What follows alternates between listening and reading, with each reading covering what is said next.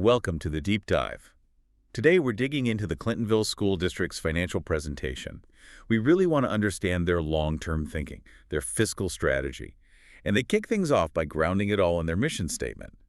The Clintonville Public School District will empower those we educate to become lifelong learners, focusing on independent, critical, creative thinking. Right, and it goes on about being successful members of society, responsible citizens. It's a broad, important mission. It really is. But, achieving that, it takes significant resources. And what's interesting here is how the whole financial discussion that follows the budget, the forecasts, it's all shaped by, external rules they have to follow. Okay, so that mission is the why, but the finances operate under constraints. Exactly. And the big one you see mentioned everywhere is this thing called the revenue limit. Right, the revenue limit. Let's unpack that. What's the basic mechanism here? How does the district actually get the money for, teachers, buildings, everything? Okay, so the revenue limit. It's a Wisconsin state law. It actually started way back in 93, 94. Basically, it sets a maximum dollar amount, a ceiling on how much money the district can raise each year. The ceiling. Yeah, a cap. It's calculated based on a combination of state general aid and, crucially, local property taxes. And this mostly impacts their main operating fund, Fund 10 plus Funds 38 and 41. Fund 10 being the day-to-day stuff, salaries, lights. Exactly. Salaries, utilities, supplies, the core operations. Yeah, so the state puts a number on how much they can bring in through that mix of state money and local taxes. That's the idea. The state intended it, or so the presentation says, to make funding balanced, predictable, and transparent.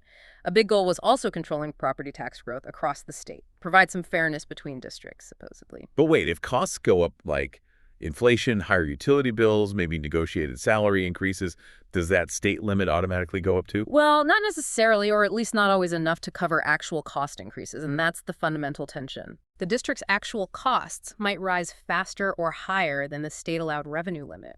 So if their costs, just the basics of running the schools, exceed what the state formula allows them to collect, what happens then?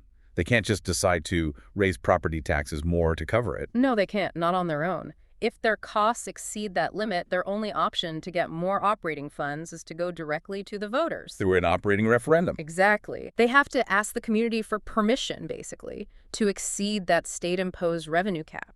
It makes funding even basic operations potentially a political decision every few years. Which really underscores why they'd be doing such careful long-range planning. Precisely. It forces that forward thinking. Okay, this is where it gets really interesting then. They're clearly looking ahead, not just year to year with these 5-year forecasts.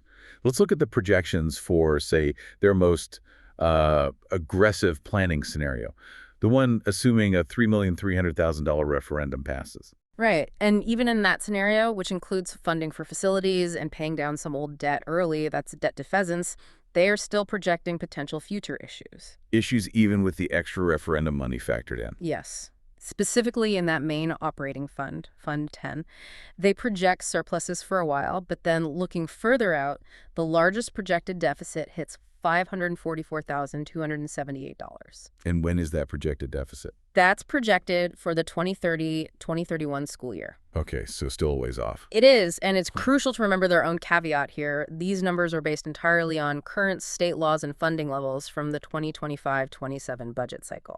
So if Madison changes the funding formulas or aid levels... With federal funding changes. Yeah, these projections would absolutely shift. They're a snapshot based on today's rules. Got it.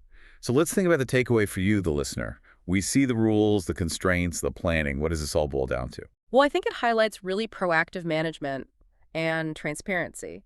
By identifying this potential deficit point way out in 2030-31 now, they've essentially bought themselves time.